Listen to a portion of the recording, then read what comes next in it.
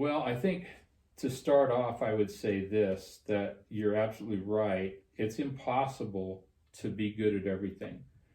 I think we're all have a certain design to fit within a framework of a lot of other people, and we are not all the same.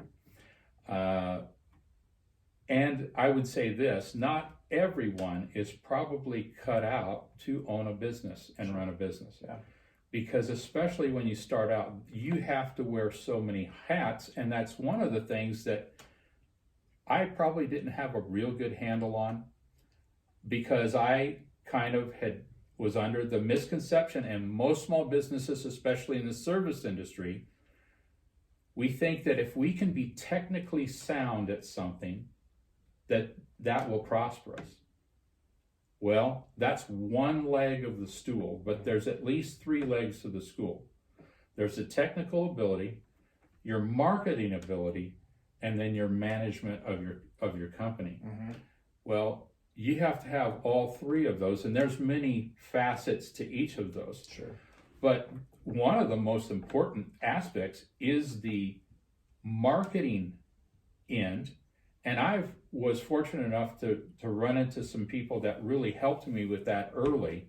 So that hasn't been the big problem. For me, the biggest problem, because I'm not an office person, I never, like when I was in high school, I was the worst in my typing class. Yes, it was typing, not computers. And I was absolutely the worst typer in the class. And so that type of thing of working with computers, I know enough to get by, because you have to be computer literate as a business owner. But that was the first hire that I made, was an office person that came in part-time, because I was not good at that. And I already knew that, but getting into the business, I knew, well, if I want the IRS off my back, and I want to keep my books straight, and I want to do things right, I need somebody to help me with that, because I'm not very good at that. Yeah.